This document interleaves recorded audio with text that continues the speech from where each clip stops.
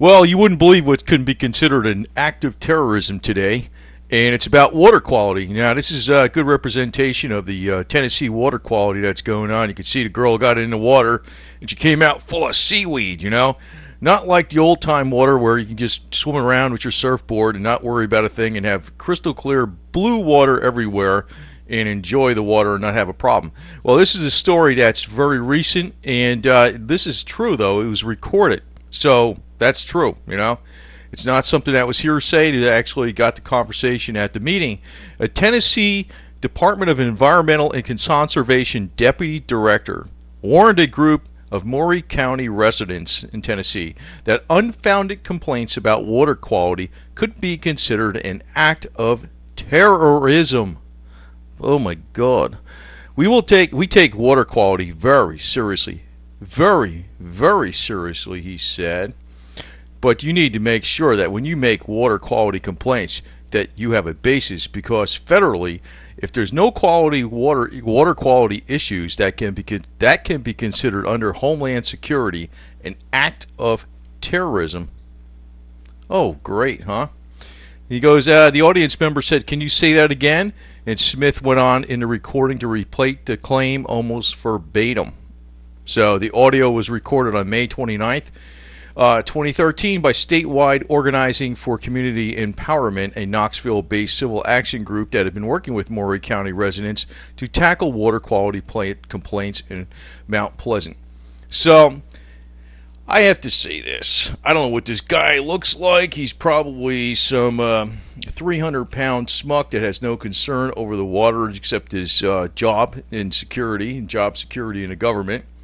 And, if they had old girl here ask him about the water, I'm sure he would have been like falling all over himself, coming up with a more appropriate answer, because usually that's the way 300-pound smucks that are in the government acquiesce to. It's like it's like they get very defensive when they think their jobs in security is a problem, but otherwise, they're just a bunch of dorks. That's all I gotta say. In terms of the comments made by the member of the Water Resources Division at the meeting, he says that because they complained about it, "We just received the information and are looking into it on our end," said spokeswoman Meg Lockhart. "The department would like to fully assess what was said at the meeting." Now, I can guarantee you, if you said some bullshit that was the other way around, they wouldn't assess anything. They'd have the goons on you with the clubs in 2 seconds flat. Really. So, this guy, it's like the comments shocked and outraged attendees, but I say this, it didn't shock and outrage him enough, man. They freaking should have freaking tackled this son of a bitch right there on the spot, man. It's my freaking opinion of it.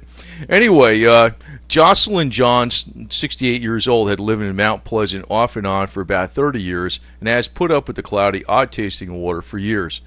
But they found this thing that was said, that it could be an act of terrorism to complain about the water. Jocelyn found that even more shocking. But I have to say, it's like usually these people in the government, or anybody that even works in the private industry that basically kind of works for the government, they're like the biggest chickens in the world. So if you actually, go back at them and their job security is affected, they'll change their mind in 2 seconds flat. And, having clean water to drink and play in is actually a very important thing. And, what they got in Tennessee right now is something like this, full of freaking muck and seaweed, and it's very unhealthy. So, but if you complain about it, you might be a terrorist, right? So this is a true story, though. This is like not something that's conjecture or anything like that. This is what the guy actually said right at the meeting. And this goes to show you give them a little bit of power, they'll freaking screw you over. And it's usually these 300-pound fat pigs you see in the government that are the worst ones going. So, hey, don't give them any slack at all.